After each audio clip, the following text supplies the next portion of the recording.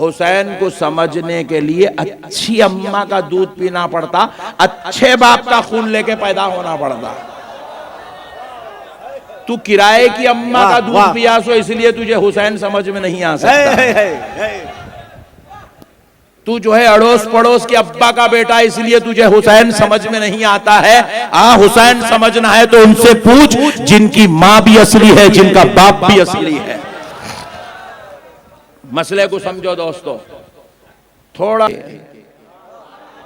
ان کے رب نے ان کو کیا شان دے کر پیدا کیا ہے۔ ارے جب وہ دنیا میں تشریف لائے ہیں تو ان کو دنیا میں نام بعد میں رکھا گیا، جنتی جوانوں کا سردار پہلے بولا گیا ہے۔ جنتی جوانوں کا سردار ذرا بولیے نا، پہلے بولا گیا۔ ذرا غور کریے دوستو، یہ بڑے تعجب کی بات ہے۔ اے پروردگار عالم، ہم سب کے لیے فیصلہ محشر میں کیا جائے گا کہ جنتی کون ہے، لیکن مولا تیری رحمت کے صدقے جائیں، تو محبوب کے محبوب کو بھیج رہا ہے، تو محبوب کے محبوب سے نماز بعد میں پڑھوا رہا ہے، روزہ بعد میں رکھوا رہا ہے، زکوٰۃ بعد میں ادا ہو رہی ہے، اعمال صالحہ بعد میں ہو رہے ہیں۔ جنتی جوانوں کے سردار ہونے کا اعلان ہو رہا ہے۔ میرے دوستو، قربان جاؤ اہل بیت کے مقام پر، ان کی شان اور ان کی عظمت پر۔ اچھا، اور ایک مسئلہ سنو، یہ رسول اللہ صلی اللہ علیہ وسلم نے بھی اپنے خدام کو، اپنے غلاموں کو جنت کی خوشخبری سنائی ہے۔ کہا ابو بکر تم جنتی ہو، عمر تم جنتی ہو، عثمان تم جنتی ہو، علی تم جنتی ہو، سعد بن ابی وقاص تم جنتی ہو، طلحہ تم جنتی ہو، زبیر تم جنتی ہو، ابو عبیدہ بن جراح تم جنتی ہو۔ میرے دوستو ذرا قربان جاؤ، عشرہ مبشرہ کو جنت کی خوشخبری آمنہ کا لال سنا رہا ہے، اور اہل بیت پاک کو نبی نہیں بلکہ نبی کے ذریعے خالق کائنات سنا رہا ہے، رب ذوالجلال سنا رہا ہے کہ میرے مصطفیٰ فرشتے کو بھیجا جا رہا ہے۔ ترمذی شریف کی حدیث ہے، ایک فرشتہ دربار مصطفیٰ میں آتا ہے اور آ کر حبیب پاک علیہ السلام کو سلام عرض کرتا ہے۔ اس وقت حضرت حذیفہ دربار مصطفیٰ میں موجود ہوتے ہیں۔ حضرت نبی پاک علیہ السلام پوچھتے ہیں، حذیفہ جانتے ہو تمہارے اور میرے علاوہ مجلس میں کون ہے؟ کہا یا رسول اللہ، اللہ اور اس کے رسول بہتر جانتے ہیں۔ تو سنو، اِنَّ هَذَا مَلَكٌ، یہ جو سلام کی آواز آ رہی ہے، یہ جو سلام کا نذرانہ پیش کر رہا ہے، سنو، یہ ایک فرشتہ ہے، یہ ایک فرشتہ ہے۔ اور یہ فرشتہ یہاں کیوں آیا ہے؟ وَيُبَشِّرَنِي، یہ مجھے خوشخبری سنانے آیا ہے۔ کس بات کی خوشخبری سنانے آیا ہے، یا کیا خوشخبری دینا چاہتا ہے؟ اور سنو، یہ اپنی مرضی سے نہیں آیا ہے، استأذن ربہ، یہ اپنے رب سے اجازت لے کر آیا ہے۔ یہ کیا خوشخبری سنانے آیا ہے، یہ کس بات کی اجازت لے کر آیا ہے؟ تو حضرت نبی پاک علیہ السلام کہتے ہیں، اے حذیفہ سنو، یہ فرشتہ کہہ رہا ہے، ان الحسن والحسین سیدہ شباب اہل الجنہ وفاطمہ سیدۃ النساء اہل الجنہ۔ یہ مجھے خوشخبری سنانے آیا ہے کہ حسن اور حسین جنتی جوانوں کے سردار ہیں، اور فاطمہ جنتی عورتوں کی سردار ہے۔ اللہ یہ خوشخبری دے رہا ہے پیارے مصطفیٰ کے ذریعے۔ میرے پیارے دوستو، ان کے جنتی ہونے کا فیصلہ رب ذوالجلال نے فرمایا ہے، کہا ہے کہ یہ حسن اور حسین جنتی جوانوں کے سردار ہے، فاطمہ جنتی عورتوں کی سردار ہے۔ میرے پیارے دوستو، اب ذرا غور کرو، ہم سوچنے لگے اے اللہ، سب کو جنت ملتی ہے عمل کرنے کے بعد، اور یا ان سے عمل بعد میں کروایا جا رہا ہے؟ اور حضرت امام حسین کوئی معمولی ذات و شخصیت کا نام نہیں ہے، ایک ایسے عابد اور زاہد کا نام ہے جو رات میں 1000 رکعت نماز پڑھتے تھے اور دن میں 1000 رکعت نماز پڑھتے تھے۔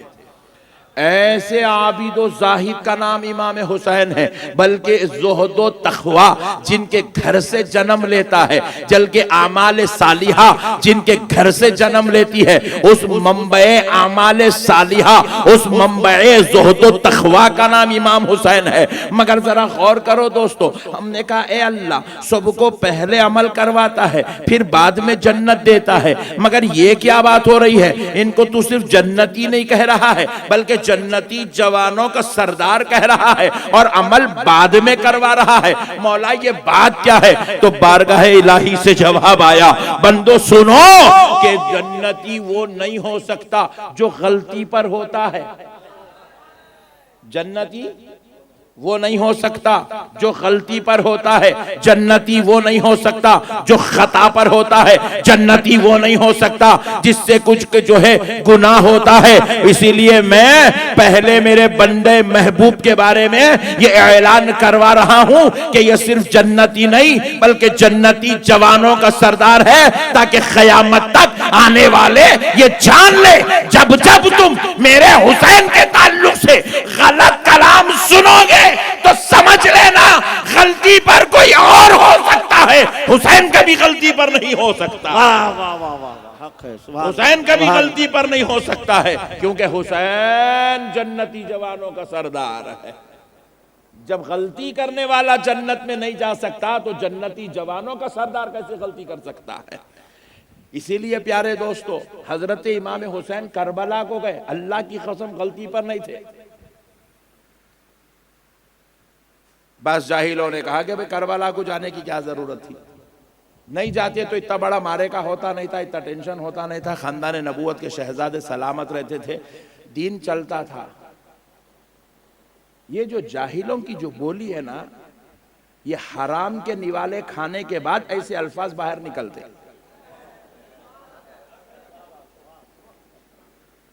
ان کا چندہ کھا گئے، ان کا مار کے کھا گئے، ان کے ریالاں کھا گئے، ان کے ڈالراں کھا گئے، تو ایسی حرام کی بولی زبان سے نکلتی۔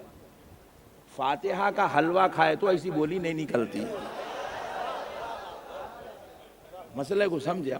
بول رہا بھائی، ارے بھائی تو کون رہے حولے، تو اپنے باپ کے فیصلے کو نہیں مان سکتا، نہیں سمجھ سکتا کہ میرے بابا ملے کہیں کو، میں پیدا ہوا کہیں کو۔ جو اپنے باپ کے فیصلے کو ڈیسیشن کو جو ہے سمجھ نہیں سکا اب تک، وہ حسین کے فیصلے کو کیا مٹھی سمجھیں گے؟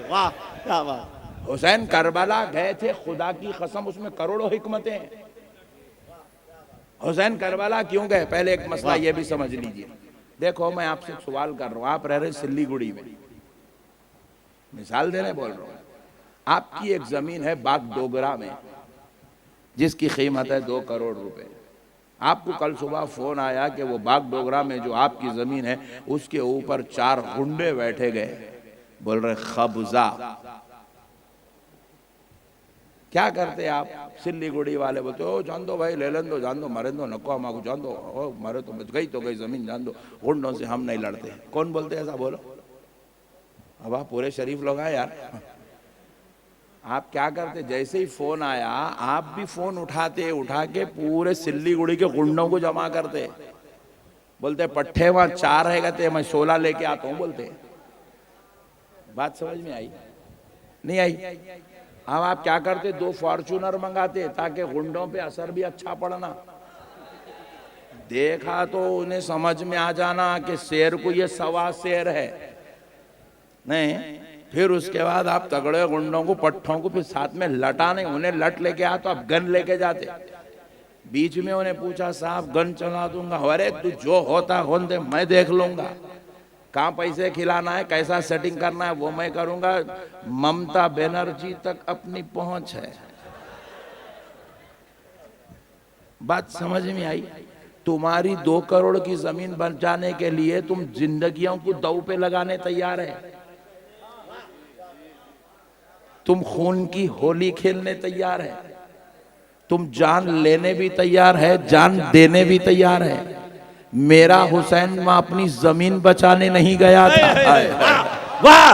میرا حسین وہاں اپنے خاندان بچانے نہیں گیا تھا، میرا حسین جائیداد بچانے نہیں گیا تھا، میرا حسین وہاں پر اپنی اولاد کو بچانے نہیں گیا تھا۔ ارے میرا حسین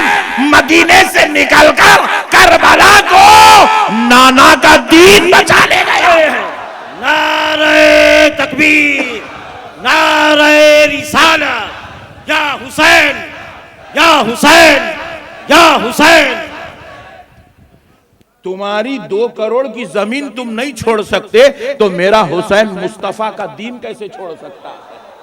میرا حسین رب کا دین کیسے چھوڑ سکتا ہے؟ میرا حسین قرآن کی بے ادبی کو کیسے چھوڑ سکتا ہے؟ میرا حسین اسلام کی جو وہاں پر خرافات اسلام میں پیدا ہو رہے تھے ان شرارتوں کو کیسے خاموش ہو سکتا ہے؟ ارے جب تم اپنی زمین نہیں چھوڑ سکتے تو میرا حسین، وہ حسین جس کے نانا کا دین خدا کا دیا ہوا دین ہے، جس کے نانا کو اللہ نے قیامت تک کے لیے پیغمبر آخر الزمان بنا کر بھیجا ہے، اس دین کو حسین مٹنے کیسے دے سکتا ہے؟ اچھا اور ایک مسئلہ سنو، تمہاری زمین ہے باغ ڈوگرا میں، گنڈے بیٹھے باغ ڈوگرا میں قبضہ کرنے کے لیے، اور تم یہاں بیٹھ کے بول رہے ہیں کہ بھائی ذرا بچا لو، بھائی بچا لو، بھائی بچا لو. تم باغ ڈوگرا جاتے نہیں، زمین بچاتے نہیں، خالی یہاں بیٹھ کے میٹنگاں کرے تو زمین بچتی. زور سے بولو. لوگ یہی بولے مدینے میں رہنا تھا، کربلا کئی کو رہے. ابے بے وقوف، دین پہ حملہ کربلا میں ہو رہا تھا، مدینے میں نہیں ہو رہا تھا. مدینے میں تو امن تھا، مدینے میں سلامتی تھی، مدینے میں تو صحابہ کا گہوارہ تھا، مدینے میں تو تابعیوں کی راجدھانی تھی. اسی لیے حضرت حسین نے دیکھا مدینے میں تو سکون ہے، مکے میں امن ہے. اختلاف کوفہ میں ہو رہا ہے، اختلاف عراق میں ہو رہا ہے، اختلاف ملک شام میں ہو رہا ہے، کیونکہ وہاں پر یزید اپنی شرارتوں کی جال بچھا کر 1 2 نہیں 25 50 نہیں ہزاروں لاکھوں مسلمانوں کے ایمان کو تباہ کر چکا ہے. ارے پھر ایسے لوگوں کو اپنے شر میں مبتلا کر لیا کہ کسی کے والد صحابی تھے، کسی کے والد متقی تھے، کسی کے والد عاشق رسول تھے، کسی کے والد نبی کے جانثار تھے. وہ ایسے عظیم المرتبہ ہستیوں کی نسلوں کو یزید اپنی شرارت میں مبتلا کر چکا تھا. تو سوچو جب بڑے بڑوں کے بچوں کے ساتھ یہ فتنہ اتنا پھیل گیا تو پھر عام لوگوں کا حشر کیا ہو رہا تھا ہوگا؟ عام لوگوں کے ساتھ کیا ظلم و زیادتی، کتنی فتنے بازیاں چل رہی تھی. کیونکہ یزید تمام گناہوں کے دروازے کھول چکا تھا. یزید اعلان کر چکا تھا کہ تمہیں آزادی دی جاتی ہے کہ جس طرح چاہو زندگی گزارو، تمہیں نماز چھوڑنے پر سوال نہیں کیا جائے گا، زنا کرنے پر تمہاری گرفت نہیں کی جائے گی، شراب نوشی پر تمہاری تنبیہ نہیں کی جائے گی، ہر برے کام کے اوپر تم سے سوال نہیں کیا جائے گا، اور ہر اچھے کام کو تمہیں اجازت ہے مگر ہر برے کام کی بھی تمہیں اجازت ہے. مگر ذرا سوچو دوستو، جس نے دین کی دھچیاں اڑایا، اور یہ واقعہ حضور کے 400 سال کے بعد نہیں ہو رہا تھا، رسول اللہ کے پردہ فرمانے کے 300 سال بعد نہیں ہو رہا تھا، حضور کے پردہ فرمانے کے صرف 50 سال کے بعد ہو رہا تھا. کتنے سال بعد؟ زور سے بولیے. حضور دنیا سے رخصت ہوئے 50 سال کے بعد یزید نام کا فتنہ جنم لیا. اور پھر غور سے سنیے، پیارے رسول کے بعد 30 سال تک خلفائے راشدین کی خلافت دور چلا. حضرت ابو بکر، حضرت عمر، حضرت عثمان، حضرت علی اور حضرت امام حسن، یہ عظیم المرتبت ہستیوں نے مسند خلافت کو سنبھالا. اسلام کی باغ ڈور ان کے ہاتھ میں تھی، اور اسلام اس وقت خالی مدینے میں نہیں تھا، اس وقت اسلام 22 لاکھ مربع میل تک پھیل چکا تھا. بیت المقدس میں اسلام کا جھنڈا لے رہا تھا، چیچنیا تک اس وقت اسلام پھیل چکا تھا، روس میں اسلام داخل ہو چکا تھا، روم میں اسلام داخل ہو چکا تھا، یمن میں اسلام داخل ہو چکا تھا، حجاز کے علاقوں میں اسلام اس وقت تک داخل ہو چکا تھا. جلیل القدر ہستیاں اپنی جانوں کے نذرانے پیش کر کر کے علاقے میں اسلام کا جھنڈا گاڑ چکے تھے. صحابہ اپنی زندگیوں کی قربانیاں پیش کر چکے تھے اسلام کے جھنڈوں کو گاڑنے کے لیے. 22 لاکھ مربع میل پر جو اسلام پھیلا ہوا تھا. اب ذرا غور کرو پیارے دوستو، آج بھی ہمارے سلی گوڑے میں کئی لوگ شراب مار رہے ہیں، جوا کھیل رہے ہیں، زنا بھی کر رہے ہیں، ریپ بھی کر رہے ہیں، جیلوں کو جا رہے ہیں. ہمارے کو کوئی ٹینشن نہیں ہے، مرا تو مرندے بڑھ رہے ہیں. پھر حسین کو ٹینشن کئی کو ہوئی یزید کے شراب پینے پر. Point to be noted.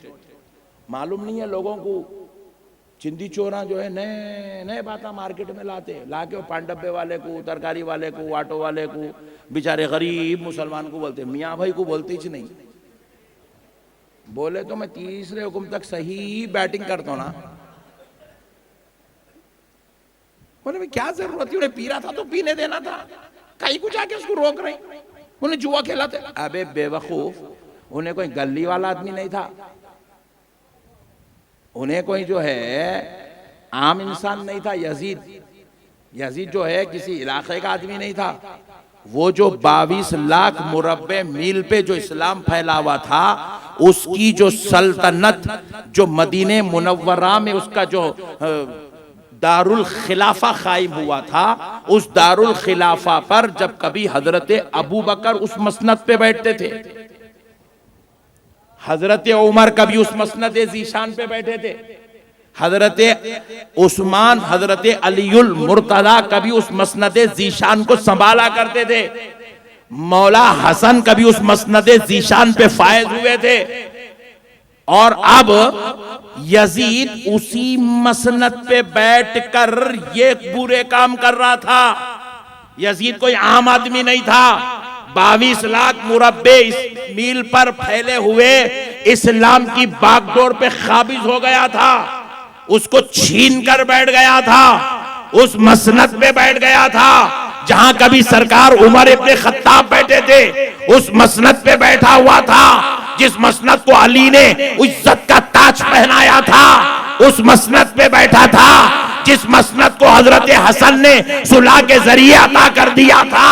ذرا سوچو، یزید کوئی عام آدمی نہیں تھا، پورے مسلمانوں کا اس وقت بادشاہ کہلا رہا تھا، قبضہ کر کے بیٹھا تھا، اور حضرت حسین نے دیکھا کہ دنیا اگر یہ رنگ دیکھے گی کہ اسلام کے عظیم ہستیوں میں سے جو اس کو بادشاہ مانا جاتا ہے، اگر یہ بدبختہ اس کرسی پر بیٹھ کر، اس مسند پہ بیٹھ کر اگر یہ خرافات کرے گا تو کہ اسلام کا تعارف دنیا میں غلط نہ ہو جائے، اسلام کہیں بگڑ نہ جائے، کہیں اس کی چھبی خراب نہ ہو جائے، کہیں اس کا تعارف برا نہ ہو جائے۔ اس لیے حسین نے کہا کہ اب نانا کا دین ظالم کے ہاتھ میں آ گیا تو کوئی اور نہیں اٹھے گا، نانا کا نواسا اٹھے گا، نبی کا نواسا اٹھے گا۔ اور اگر یہ ظالم قبضہ کرنا جانتا ہے تو حسین نانا کے دین کو بچانا جانتا ہے۔ اب ایک سوال پیدا ہوا، یہ جتنے سوال اب جو مارکیٹ میں چل رہا ہے میں اس کے جواب دے رہا ہوں، یہ جتنے ویڈیو والے ہیں تم لوگاں کل کچھ ڈالو مت ڈالو، ذرا یہ ضرور ڈال دینا۔ اب ایک سوال پیدا ہوا، بولے کہ بھائی امام حسین رضی اللہ تعالیٰ عنہ میدان کربلا کو گئے، اگر یزید سے ہی اسلام بچانا تھا تو صحابہ کو لے کے جانا تھا، تابعیوں کو لے کے جانا تھا، بچوں کو کہیں کو لے کے گئے، خواتین کو کہیں کو لے کے گئے۔ اب ظالم تو حسین کو سمجھ کہاں سکتا ہے؟ حسین کو سمجھنے کے لیے اچھی اماں کا دودھ پینا پڑتا، اچھے باپ کا خون لے کے پیدا ہونا پڑتا۔ تو کرائے کی اماں کا دودھ پیا سو اس لیے تجھے حسین سمجھ میں نہیں آ سکتا، تو جو ہے اڑوس پڑوس کے ابا کا بیٹا اس لیے تجھے حسین سمجھ میں نہیں آتا ہے۔ حسین سمجھنا ہے تو ان سے پوچھ جن کی ماں بھی اصلی ہے، جن کا باپ بھی اصلی ہے۔ مسئلے کو سمجھو دوستو، تھوڑا پیچھے چلو، حسین کی تربیت دیکھو۔ حسین میدان کربلا میں بچوں اور عورتوں کو کیوں لے گئے؟ صحابہ اور تابعیوں کو کیوں نہیں لے گئے؟ مسئلے کو سمجھو مسلمانوں، یہ سمجھنے کی چیز ہے۔ تھوڑا پیچھے چلو، تھوڑا پیچھے۔ امام حسین کے دور سے پہلے مولا حسن کا دور تھا، مولا حسن کے دور سے پہلے مولا علی کا دور تھا۔ حسین کی تربیت ایک دور تھا، حسین کی تربیت مدینۃ العلم کر رہے تھے، پھر ایک دور آیا حسین کی تربیت اس علم کا دروازہ کر رہا تھا، پھر ایک دور آیا حسین کو اسی تربیت کے بعد مینارہ نور پر حسین کے بھائی امام حسن بتلا رہے تھے۔ تربیت فرمائے اپنے بھائی کی، سنو ان کی تربیتوں کا اثر کیا ہے، پہلے ان کے دیکھو کردار۔ آپ کو معلوم ہے کہ مسلمانوں کا جب خلافت کا دور شروع ہوا، رسول اللہ صلی اللہ علیہ وسلم کے دنیا سے رخصت ہونے کے بعد مسلمانوں کے پہلے خلیفہ ہوئے سیدنا ابو بکر صدیق رضی اللہ تعالیٰ عنہ۔ تو حضرت ابو بکر کا جب دور خلافت تھا تو مسلمانوں کی خلافت کس شہر سے ہوتی تھی؟ مدینہ المنورہ۔ آج ہندوستان کی حکومت کون سے شہر سے چلتی ہے؟ ارے ذرا زور سے بولو جی، نہیں تو اللہ اتنا پریشان ہو جائیں گے لوگ، یہ بھی نہیں معلوم ہے کیا بولو کہاں سے چلتی؟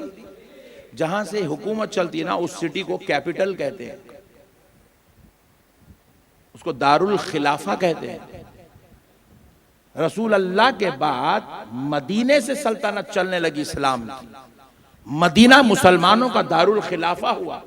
سیدنا ابو بکر صدیق مسند خلافت پر بیٹھے، اس خلافت کی شان کو حضرت صدیق اکبر نے سنبھالا، تو آپ کے دور میں مسلمانوں کا دارالخلافہ مدینہ منورہ تھا۔ حضرت عمر آئے، مسلمانوں کا کیپٹل، مسلمانوں کی اسلامک سٹی، مسلمانوں کی دارالخلافت مدینہ منورہ رہی۔ حضرت عمر کے دور میں بھی مدینہ منورہ رہی، حضرت عثمان کے دور میں بھی مدینہ منورہ۔ جب سیدنا علی آئے تو علی کا دارالخلافہ بھی مدینہ منورہ رہا۔ ذرا زور سے، اسلامی حکومت مولا کائنات بھی مدینہ منورہ سے ابتدا میں کیے۔ ذرا ایک لمحے کے لیے سوچو، تمہاری اور میری آرزو کیا ہے؟ سلی گڑی میں رہ رہے ہوں گے، حیدرآباد میں رہ رہے ہوں گے، مگر آرزو کرتے اللہ موت مدینے میں دے دے، مدینہ مدفن بنا دے۔ بولتے نہیں بولتے؟ تو پھر ان کا کیا حال ہوگا مدینے سے محبت کا، جنہوں نے خود مدینہ بنایا ہے؟ مولا علی کے دل میں کیا محبت تھی ہوگی مدینے کی، لیکن مولا علی رضی اللہ تعالیٰ کو اتنا ستایا گیا، اتنا ستایا گیا، اتنا ستایا گیا، بلوائیوں کی طرف سے اتنا ٹینشن، اتنا پریشرائز کیا گیا۔ مولا علی المرتضی رضی اللہ تعالیٰ عنہ جو مسلمانوں کے خلیفہ ہیں، آپ مدینہ المنورہ سے خلافت کر رہے ہیں، آپ نے فیصلہ لیا کہ اب میں مدینہ چھوڑ دوں گا۔ صحابہ اکرام رضوان اللہ تعالیٰ علیہ اجمعین نے حضرت علی سے کہا، علی اللہ کے واسطے ایسا فیصلہ مت کریے، علی ایسا فیصلہ مت کریے، مدینہ مت چھوڑیے، آپ مدینے میں رہیے، جو ہوتے حالات دیکھیں گے اس کا مقابلہ کریں گے۔ حضرت علی المرتضیٰ نے ایک جملہ کہا، خدا کی قسم اس کے بعد صحابہ بھی خاموش ہو گئے۔ حضرت علی نے کہا، میں مدینہ چھوڑنے کا درد اور تکلیف برداشت کر سکتا ہوں، مگر اس مدینے میں کسی کا خون بہنا میں برداشت نہیں کر سکتا۔ میں مدینہ چھوڑنے کا درد اور تکلیف برداشت کر سکتا ہوں، لیکن میں کسی صحابی کا خون بہتا ہوا برداشت نہیں کر سکتا۔ یہ کہنے کے بعد پورے صحابہ خاموش ہو گئے، کیونکہ وہ جو ٹینشن تھا، حضرت علی کو جو ستایا جا رہا تھا، جو تکلیفیں دی جا رہی تھی، اس کا بس ایک ہی حل تھا کہ تلوار نکالی جائے، گردنیں اڑائے جائے۔ اور مولا کائنات نہیں چاہتے تھے کہ کسی کا قتل ہو، کسی کا خون بہایا جائے۔ آلریڈی 2 جنگیں ہو